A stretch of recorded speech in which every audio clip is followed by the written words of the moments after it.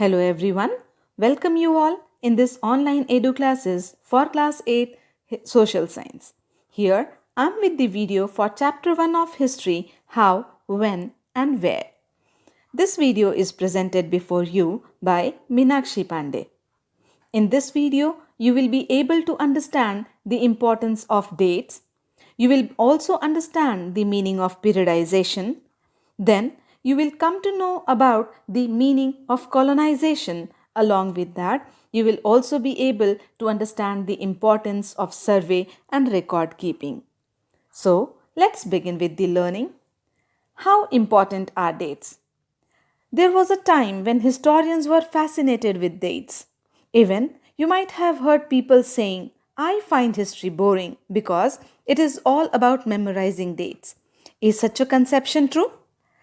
History, as far, is always there to tell us how things were in past, how the things have changed, and it also makes us know the gap between the past and the present.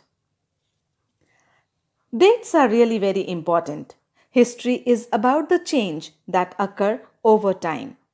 When you see people sipping a cup of tea or coffee, you might have wondered that when people started drinking tea. In fact, people in India did not begin drinking tea one fine day. They developed a taste for it over time. Similarly, we cannot fix one single date on which British rule was established or the national movement started. In this similar manner, when you look out of the window of the train, you may think of it that when were railways built and how did people travel long distances before the age of railways. But as we compare the past with the present, we refer to time. We continue to associate history with a string of dates. For events like the historians discuss about, history was an account of battles and big events. As we can see in this picture, it talks about different time periods. In this similar manner, it was about the rulers and their policies. The historians wrote about the year a king was crowned, the year he got married, and the year he had a child. Along with that, he also talks about the year when the particular battle was been fought by the ruler. For events such as these, specific dates can be determined, and in histories such as these, debates about dates continue to be important. Now, let us understand which dates. By what criteria do we choose a set of date as important? The dates are important because we focus on a particular set of events. For example, the histories written by the British historians focuses the rule of each governor general, right from the time of Warren Hastings till the last viceroy, Lord Mountbatten. In the further lessons of this book, you would be learning about the deeds of Warren Hastings, Wellesley, Bentinck, Dalhousie, Canning, etc. How do we periodize? Children, when it comes to our mind about periodization, we write history or a story, we divide it into chapters. And why do we do this? It is simply to give each chapter some coherence. We focus on only those events that help us to shape up the story we are telling. In 1817, James Mill, the Scottish economist and political philosopher, published a massive 3-volume work, The History of British India. In this, he divided Indian history into 3 periods. They are Hindu, Muslim, and British. This periodization came to be widely accepted. Why do we try to divide history into different periods? We do so in an attempt to capture the characteristics of time. Let us now know about the thoughts of James Mill. Mill thought that all Asian societies were at a lower level of civilization than Europe. According to his telling of history, before the British came to India, Hindu and Muslim despots ruled the country. There were religious intolerance, caste taboos, and superstitious practices that dominated in the society.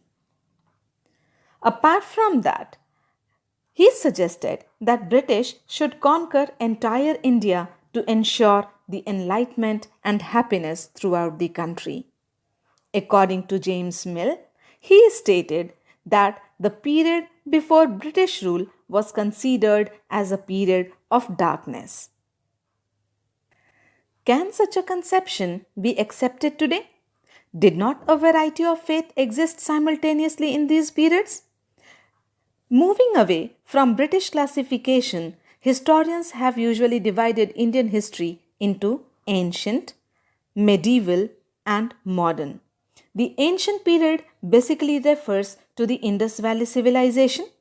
The medieval period talks about the period when there was no feature of modernity or the modern society existed. This was the time period when we talk about the Delhi Sultans. Then comes the modern time period. The modern history is usually associated when the science, reason, democracy, liberty, and equality were found over there. Under British rule, people did not have equality, freedom, or liberty, nor was the period one of economic growth and progress. So, this period is stated by many of the historians as the colonial period. The colonial period was the time when there was no equality, freedom, or liberty. The local Nawabs were subjugated by the Britishers and they only collected the revenue and controlled economy. Apart from that, when we talk about colonization, it refers to the subjugation of one country by another. It leads to social, economic, political, and cultural changes. Subjugation means overpowering on one country by the another country. How do we know about all these things?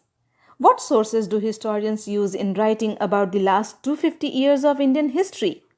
The basic was the record produced by the administration. The Britishers had the culture of maintaining the records through memos, notings, and reports. They also have developed the habit of preserving those documents for further references. They set up the record rooms attached to all the administrative institutions. The National Archives of India. It was set up in the year 1920. The motive behind this was to maintain the records of all the documentation which has been done by the Britishers. They believed in preserving the records. In the early years of 19th century, these documents were carefully copied out and beautifully written by calligraphists, that is, by those who specialized in the art of beautiful writings. By the middle of 19th century, with the spread of printing, multiple copies of these records were printed as proceedings of each government department. What official records do not tell? There were several flaws which has been experienced by the people during that time. It does not help to understand what common people in the country felt. For that, we need to hang upon other resources such as the diaries of local people. We also need to see the clippings of the different newspaper. Along with that, the various writers who wrote about those time period. Along with that, we can also refer to the regular magazines that were being printed in the local regions. And moreover, we rely on the writings of the people like the poems or the stories written by the local ones. All these resources, however, were produced by those who were literate. From these, we will not be able to understand how history was experienced. James Rennell was asked by Robert Clive to produce the map of Hindustan. An enthusiastic supporter of British conquest of India, Rennell saw preparation of map as essential to process of domination. The picture here tries to suggest that Indians willingly gave over their ancient text to Britannia, the symbol of British power, as if asking her to become the protector of Indian culture. When we talk about surveys, the practice of surveying was very common under the colonial administration. By early 19th century, detailed surveys were being carried out to map the entire country. The British believed that a country had to be properly known before it could be effectively administered. This picture shows the mapping and survey operations that were in progress in Bengal in the year 1832. There were certain surveys which were being taken up during that time, and in that the revenue surveys were also conducted. The effort was to know the topography, the soil quality, the flora, the fauna, the local histories, and the cropping pattern. All the facts seen as necessary to know about to administer the region. From all these surveys, we will not be able to understand how history was experienced and lived by the tribals, the peasants, the workers in the mines, or the poor on the streets. Getting to know their life is more difficult task. Yet this can be done if we make a little bit of effort. When you will go through the further chapters in this lesson, you will also see how this can be done. With this, we come to an end of this video. Thank you. We'll meet again in the next video.